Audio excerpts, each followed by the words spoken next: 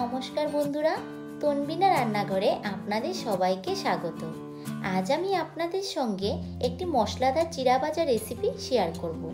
আর এই মশলাদার চিড়া ভাজাগুলি দোকান থেকে না কিনে খুব সহজে কিন্তু ঘরেই বানিয়ে নিতে পারেন। তাহলে আসুন ভিডিওটি দেখে নেওয়া যাক।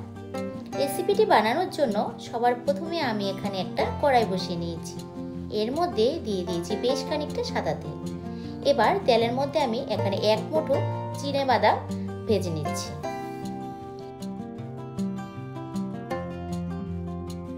গ্যাসের ফ্লেমটাকে মিডিয়ামে রেখে বাদামগুলিকে ভালোভাবে ভেজে নিয়েছি। এবার বাদামগুলিকে আমি কিচেন টিস্যুর উপর ঢেলে দিচ্ছি। এবার আমি এখানে এক মুঠোর মতো ছোলাগুলিও ভেজে নিচ্ছি। আর এই ছোলাগুলি বাজার থেকে কেনা, তার জন্য একটু তেলের মধ্যে ভেজে নিলে মচমচে হয়, খেতেও ভালো হয়। ছোলাগুলোও ভেজে কিচেন টিস্যুর উপর নিয়ে নিচ্ছি। এবার দিয়েছি এখানে কাজু বাদাম। কাজু বাদামগুলিও সেম ভাবে হালকা একটু ভেজে নেব। কাজু বাদামগুলিও ভাজা হয়ে গিয়েছে, এবার তেল থেকে তুলে নিচ্ছি। কাজু বাদামগুলি তোলা হয়ে গিয়েছে। এর মধ্যে আমি কয়েকটু শুকনো নারিকেলকে একটু পাতলা পাতলা করে কেটে তেলের মধ্যে ভেজে নিচ্ছি। নারিকেলটাও ভাজা হয়ে গিয়েছে, এবার এটাকেও তুলে নিচ্ছি। নারিকেলটা খুব বেশি ভাজার দরকার নেই, বেশি ভাজলে তেতো হয়ে যাবে। এবার আমি এখানে এক মুঠোর মতো কিশমিশটাকেও ভেজে নিচ্ছি। কিশমিশটাও ভাজা হয়ে গিয়েছে, এবার এটাকেও তুলে নিচ্ছি। এবার এখানে আমি এক বাটি চিড়ে নিয়েছি। চিড়েটাকে হালকা একটু চেলে নেব, যাতে চিড়ের মধ্যে ময়লা থাকলে ওইটা নিচে পড়ে যাবে। এবার চিড়েটাকে ভাজার জন্য আমি এরকম একটা ছাঁকনি নিয়েছি, তাহলে চিড়েটা ভাজতে সুবিধা হয়। আর চিড়েটা যখন ভাজবেন তখন কিন্তু গ্যাসের ফ্লেমটাকে হাইতে রাখবেন, তাহলে চিড়েটা ভাজাটা খুব সুন্দর হয়।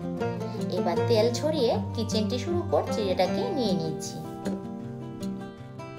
এইভাবে করে আমি বাকি চিড়েগুলো ভেজে নিচ্ছি।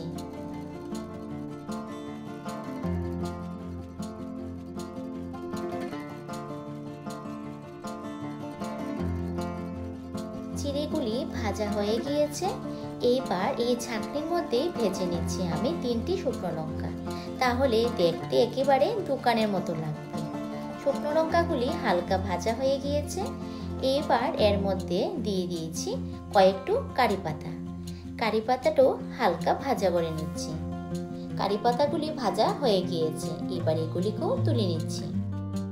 এবার একটা মশলা তৈরি করে নিতে হবে। যেহেতু আমাদের এই চিড়ে ভাজাটা মশলাদার চিড়ে ভাজা, তার জন্য আমি এখানে একটা মিক্সিং জারের মধ্যে নিয়েছি 1 চামচ ঝাল লঙ্কার গুঁড়ো, 1/4 চা চামচ হলুদ গুঁড়ো, 1/4 চা চামচ সাদা নুন, আর দিয়ে দিচ্ছি 1 চামচ গোটা জিরে, 1 চামচ গোটা মৌরি, আর দিয়ে দিচ্ছি 1/4 চা চামচ বিট নুন।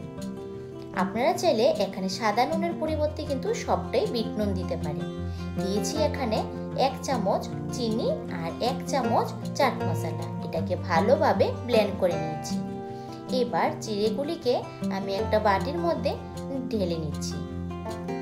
এখানে অল্প একটু চিড়ে দিয়েছি।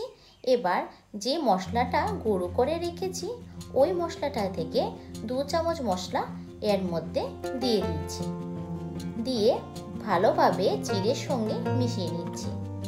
তাহলে সবটা চিড়ে যখন একসঙ্গে দেব, ভালোভাবে নিচের চিড়েটার সঙ্গেও মিশে যাবে। বাকি চিড়েটাও এর মধ্যে ঢেলে দিচ্ছি।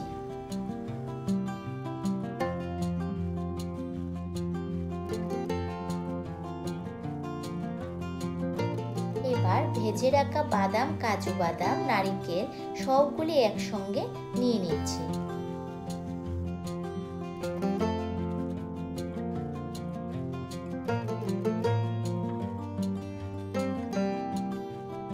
আর এর মধ্যে বাকি যে মশলাটা রয়েছে, ওই মশলাটা দিয়ে দিচ্ছি।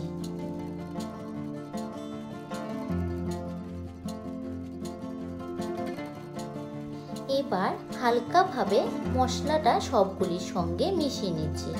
আর খুব জোরে জোরে কিন্তু মশলাটা সবগুলির সঙ্গে মেশাবেন না, তাহলে চিড়েটা ভেঙে যাবে। আমরা দোকান থেকে যেই রকম মশলাদার চিড়ে ভাজা প্যাকেট কিনে খাই সেই রকম কিন্তু ঘরে খুব সহজে আপনারা এইভাবে মশলাদার চিড়ে ভাজা বানিয়ে নিতে পারেন আর স্টোর করেও 1 মাস রেখে দিতে পারেন। আমার আজকের রেসিপি কেমন লেগেছে কমেন্ট করে অবশ্যই জানাবেন। আর আমার চ্যানেলে নতুন বন্ধু হয়ে থাকলে প্লিজ চ্যানেলটিকে লাইক শেয়ার সাবস্ক্রাইব করে ভিডিওটি সম্পূর্ণ দেখার জন্য অনুরোধ রইল।